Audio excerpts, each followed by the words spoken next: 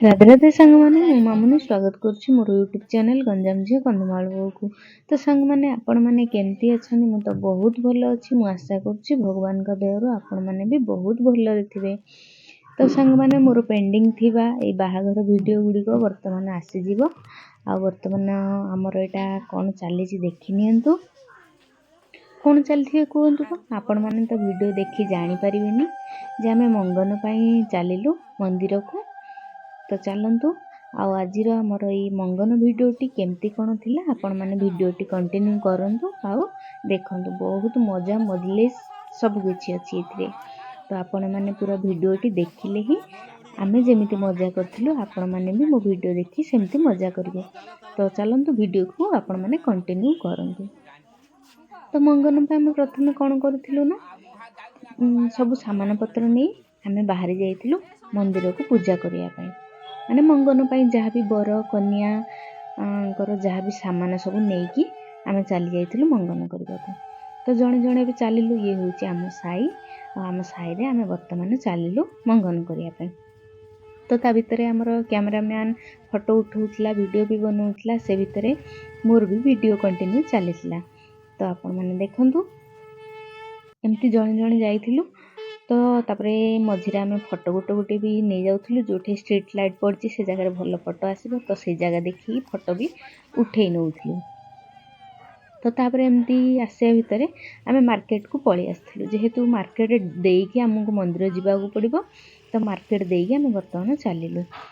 ତ ଦେଖିନିଅନ୍ତୁ କିଏ କେଉଁ ପ୍ରକାର ଧରିକି ଯାଉଛନ୍ତି। ତ ପ୍ରଥମେ ଆସିଯାଇଥିଲୁ ପୋଖରୀ ଗୁଡ଼ାକୁ, ମାନେ ପୋଖରୀରେ ପୂଜା ବିଧି ହେବ। ଏପଟେ ଦେଖନ୍ତୁ, ପୋଖରୀକୁ ଆସିଲା ବେଳେ ଆମ ଖୁଡ଼ି ପଡ଼ିଗଲେ ପୋଖରୀରେ, ମାନେ ଖସି ପଡ଼ିଲେ, ପୁରା ପଡ଼ି ଯାଇନାହାନ୍ତି, ଖସି ପଡ଼ିଲେ। ତ ଏମିତି ସମସ୍ତେ ଏଠି ଠିଆ ହେଇଛୁ। ବର୍ତ୍ତମାନ ପୋଖରୀରେ ମାନେ ଯେମିତି ଯାହା ପୂଜା ହୁଏ ସେମିତି ଆମର ପୂଜା କାର୍ଯ୍ୟ ଚାଲିଥିଲା। ଦେଖିନିଅନ୍ତୁ ଆପଣମାନେ କଣ୍ଟିନ୍ୟୁ ଭିଡ଼ିଓଟିକୁ, କେମିତି ପୂଜା କରିଥିଲୁ, କ'ଣ କରୁଥିଲୁ ଆମେ।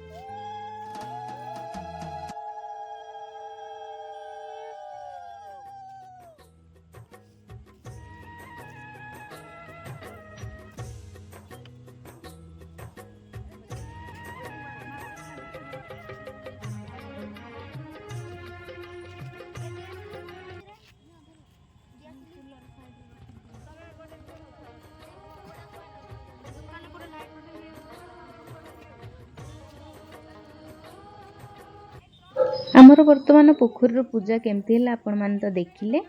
ଆପଣମାନେ କେମିତି କ'ଣ କରନ୍ତି କମେଣ୍ଟ ମାଧ୍ୟମରେ ନିହାତି ଜଣେଇବେ। ଇଏ ହେଉଛି ପୋଖରୀର ଭ୍ୟୁ। ତାପରେ ଆମେ ଆସିଯାଇଥିଲୁ ମାର୍କେଟକୁ, ମାନେ ସବୁଠୁ ବଡ଼ ମାର୍କେଟ, ଯେଉଁଟା ଆମର ଫୁଲବାଣୀର ମେନ୍ ମାର୍କେଟ। ତ ସେଇ ମାର୍କେଟ ଦେଇ ବର୍ତ୍ତମାନ ଆମେ ମନ୍ଦିରକୁ ଚାଲିଲୁ। ଦେଖନ୍ତୁ ମାର୍କେଟଟା କେତେ ସୁନ୍ଦର ଦେଖାଯାଉଛି। ଆଉ ଆମେମାନେ ସବୁ ରଙ୍ଗ ବେରଙ୍ଗର ଶାଢ଼ୀ ପିନ୍ଧିକି ଚାଲିଥିଲୁ ନା, ବାହାଘର ସାମାନ ଧରି, ମାନେ ବହୁତ ସୁନ୍ଦର ଦେଖାଯାଉଥିଲେ ସମସ୍ତେ। ଯେମିତିକି ସମସ୍ତେ ଦେଖାଯାଉଥିଲେ ଲାଲ ଟୁକ୍ ଟୁକ୍ ସାଧବ ବୋହୂ।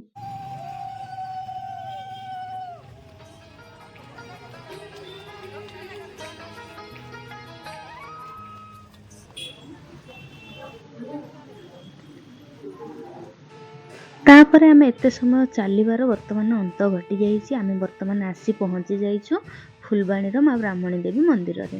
ତ ମୁଁ ତ ମନ୍ଦିରକୁ ପ୍ରଥମ ଥର ଆସିଛି, ମାନେ ବାହାଘର ଏତେ ବର୍ଷ ପରେ ବି ମୁଁ ଆସିନଥିଲି କେବେ ବି। ଏଇଟା ହେଉଛି ମୋର ପ୍ରଥମ ମନ୍ଦିରକୁ ଆସିବାର। ତ ମନ୍ଦିରକୁ ଯେତେବେଳେ ମୁଁ ଏଣ୍ଟ୍ରି କରିଥିଲି, ବହୁତ ବଢ଼ିଆ ମନ୍ଦିର ଲାଗିଥିଲା, ମାନେ ଏତେ ସୁନ୍ଦର ଲାଗିଥିଲା ମନ୍ଦିର। ଆଉ ମାଆଙ୍କୁ ଦର୍ଶନ କରି ମୋତେ ବହୁତ ଶାନ୍ତି ଲାଗିଲା। ଯେହେତୁ ସେଇଟା ସନ୍ଧ୍ୟା ଟାଇମ୍ ଥିଲା, ତ ସେଇ ଟାଇମ୍ରେ ଆଳତି କରୁଥିଲେ। ତ ଢୋଲ ଫୋଲ ବଜେଇ ମାନେ ବହୁତ ବଢ଼ିଆ ଲାଗିଲା। ଛାତି ଦୁଲକି ଯାଉଥିଲା ମୋତେ ମାନେ ଏତେ ଜୋର ଢୋଲ ପିଟୁଥିଲେ। ଏପଟେ ମୋ ବାବା ବି ତାଳି ବଜେଇବାରେ ଲାଗିଛି, ସିଏ ବି ନିଜକୁ କଣ୍ଟ୍ରୋଲ କରିପାରୁନି। ମାନେ ଢୋଲର ବାଜାରେ ନା ବହୁତ ବହୁତ ମଜା ଅଛି, ମାନେ ଶାନ୍ତି ଲାଗିଯାଉଛି ମନକୁ। ଆଉ ମନ୍ଦିରଟା ତ ଏତେ ବହୁତ ବଢ଼ିଆ ଥିଲା, କହି ହେଉନି। ଆଉ କନ୍ଧମାଳ ଜିଲ୍ଲାରେ ଆପଣମାନେ ଯେଉଁ ମନ୍ଦିରକୁ ବି ଯାଆନ୍ତୁ, ମାନେ ଦେବୀ ମନ୍ଦିରକୁ ଏମିତି ଢୋଲ ଫୋଲ ବଜେଇ ଆଳତି କରନ୍ତି। ଆଉ ସେଟା ବି ଦେଖିବା ପାଇଁ ବହୁତ ଭଲ ଲାଗେ। ଆଉ ଯେମିତି ମୋତେ ବି ଭଲ ଲାଗିଥିଲା, ମୁଁ ଆଶା କରୁଛି ଆପଣମାନଙ୍କୁ ବି ସେମିତି ଭଲ ଲାଗିଥିବ। ଆଉ ଆମ କନ୍ଧମାଳରେ ତ ଏମିତି ହୁଏ, ଆଉ ଅନ୍ୟ ଜାଗାରେ ହୁଏ କି ନ ହୁଏ ମୁଁ ତ ଜାଣିନି। ଆଉ ଯେତେବେଳେ ଆଳତି କାମ ଚାଲିଥିଲା ନା, ମାନେ ଦେବୀଙ୍କୁ ଆଳତି ଦେଉଥିଲେ ବା ମାଆଙ୍କୁ ଆଳତି ଦେଉଥିଲେ, ସେତେବେଳେ ଲାଇଟ୍ ଫାଇଟ୍ ସବୁ ବନ୍ଦ କରିଦେଇଥିଲେ। କାହିଁକି ନା ଯଦି ଠାକୁରକୁ କେମିତି ଦେଖିଦିଏ ତାହେଲେ କିଛି ପ୍ରୋବ୍ଲେମ୍ ହେବ, ସେଇଥିଲାଗି ଲାଇଟ୍ ଅଫ୍ ହେଇଥିଲା କି କ'ଣ ମୁଁ ଜାଣିନି, ବାକି ମୁଁ ସେଇଆ ହିଁ ଭାବୁଛି। ତ ଲାଇଟ୍ ଗୁଡ଼ାକ ବନ୍ଦ କରି ଆଳତି ଦେଇଥିଲେ, ଆଉ ଧୂପ ଦୀପ ଯାହା ଯେମିତି ଦେବା କଥା ଦେଇଥିଲେ, ଆଉ ବହୁତ ବଢ଼ିଆ ଲାଗିଲା। ତାପରେ କ'ଣ ହେଲା, ଆଳତି କାମ ସରିଯାଇଥିଲା। ତାପରେ ବର କନ୍ୟାଙ୍କର ଆମେ ଯେଉଁ ନେଇଥିଲୁ ସାମାନ ତାଙ୍କୁ ଦେଇଦେଲୁ ପୂଜାରୀକୁ। ସିଏ ତାପରେ ପୂଜା ଆରମ୍ଭ କଲା। ଆମେ ଯାହା ନେଇଥିଲୁ ସବୁ ପୂଜାବିଧି ହେଲା। ପୂଜାବିଧି ସରିଲା ପରେ ତାପରେ ଆମେ ଆସିଯାଇଥିଲୁ। ତାପରେ ଦୋବାଟି କୁହନ୍ତି ସାୟଦ, ତ ସେଠି ତାପରେ ପୂଜା କରାଯାଇଥିଲା ଆମର। ପୂଜା କରିକି ତାପରେ ଆମେ ଚାଲିବୁ ଅନ୍ୟ ଜାଗାକୁ। ତ ଦେଖନ୍ତୁ ବର୍ତ୍ତମାନ ପଳେଇ ଆସିଛୁ ଆମ ସାଇ ମୁହଁକୁ। ତାପରେ ପଳେଇ ଆସିଲୁ ଆମେ ଆମ ଘର ଭିତରକୁ।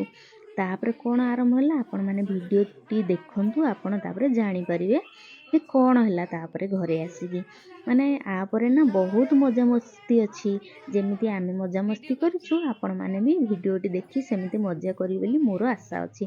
ଏମାନେ ସବୁ ମୋର ଦିଅର, ନଣନ୍ଦ, ଦେଢ଼ ଶାଶୁ ସବୁ ମଜା ମଜଲିସ୍ କରୁଛନ୍ତି। ଆଉ ମେନ୍ ମଜା ତ ଆଗକୁ ଅଛି, ଯାହା ଆପଣମାନେ ଭିଡ଼ିଓଟି କଣ୍ଟିନ୍ୟୁ କଲେ ହିଁ ଜାଣିପାରିବେ। ତ ଚାଲନ୍ତୁ, ବର୍ତ୍ତମାନ ଆମେ ତ ଘରେ ଆସି ପହଞ୍ଚି ଯାଇଛେ। ବର୍ତ୍ତମାନ ଆମର ଯେଉଁ କାମ ପାଇଁ ଆମେ ସବୁ ଏକତ୍ରିତ ହେଇଛୁ, ସେଇ କାମ ଆରମ୍ଭ କରିବା।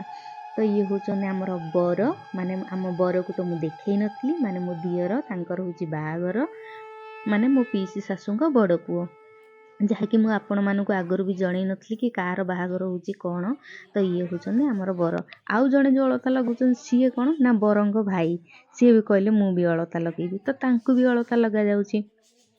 ଯେହେତୁ ବଡ଼ ଭାଇଙ୍କ ବାହାଘର ହେଉଛି, ତ ସାନ ଭାଇ ବି ଟିକେ ଅଳତା ସିନ୍ଦୁର ଲଗେଇ ସିଏ ବି ବରବରି ଦେଖିବା ନିହାତି ଦରକାର ନା।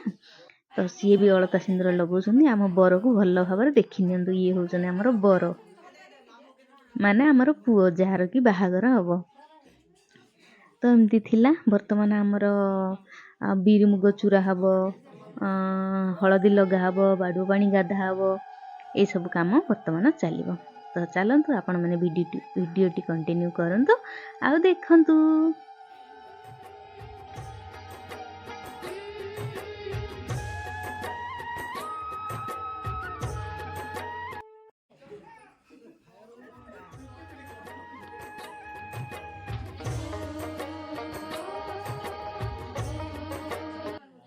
ବର୍ତ୍ତମାନ ଆମର ବିରି ମୁଗ ଚୁରାଚୁରି କାର୍ଯ୍ୟକ୍ରମ ଆରମ୍ଭ ହେଇସାରିଛି। ଆଉ ମୁଁ ତ ଏନ୍ଜୟ କରିଥିଲି, ବର୍ତ୍ତମାନ ଆପଣମାନେ ଏନ୍ଜୟ କରନ୍ତୁ।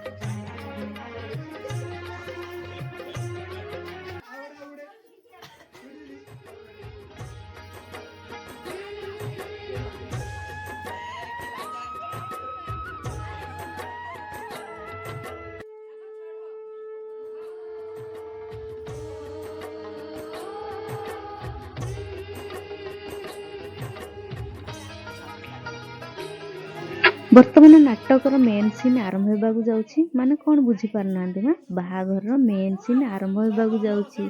ଆପଣମାନେ ଭିଡ଼ିଓଟିକୁ କଣ୍ଟିନ୍ୟୁ କରିଥାନ୍ତୁ।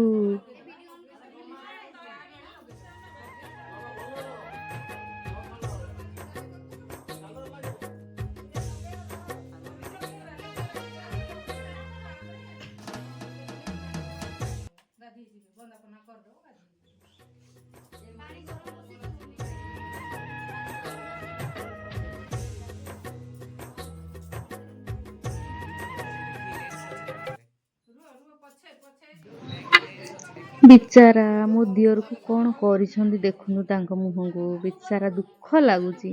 ଇଏ ତ କିଛି ବି ନୁହେଁ, ଆଗକୁ ଆପଣମାନେ ଦେଖନ୍ତୁ ଆଠୁ ଆହୁରି ଜବରଦସ୍ତ ସିନ୍ ଅଛି, ଦେଖିଲେ ହିଁ ଆପଣମାନେ ଜାଣିପାରିବେ। ତ ଚାଲନ୍ତୁ କଣ୍ଟିନ୍ୟୁ କରନ୍ତୁ ଭିଡ଼ିଓକୁ।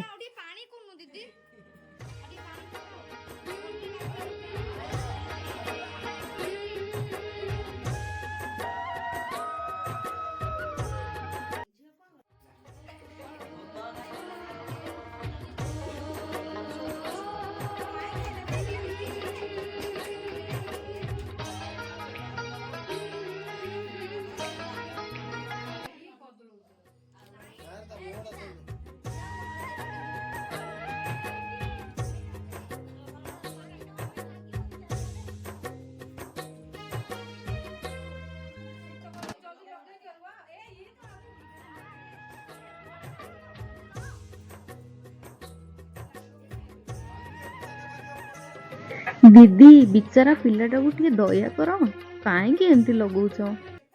ଛୋଟ ପିଲାଟାକୁ ତମେ କାହିଁକି ଏତେ ବଡ଼ ଶୀତ କାକର ରାତିରେ ଏମିତି ଲଗଉଛ? କେମିତି ଗାଧେଇବେ ସିଏ?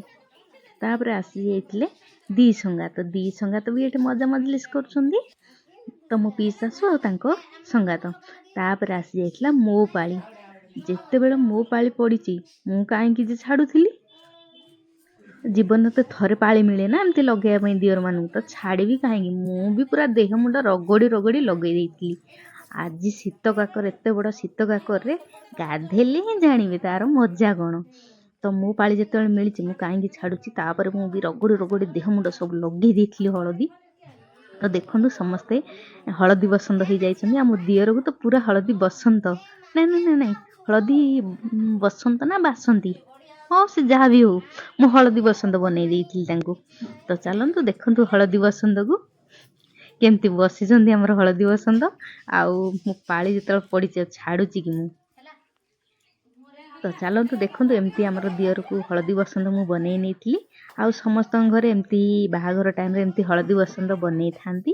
ଆଉ ଆମେ ବି ସେମିତି ହଳଦୀ ବସନ୍ତ ବନେଇ ଦେଇଥିଲୁ। ହଳଦିଆ ପୋଷାକକୁ ହଳଦୀ, ତ ବହୁତ ମଜା ମଜଲିସ୍ ଥିଲା ଆଉ ବହୁତ ଖୁସି ବି ଲାଗିଲା।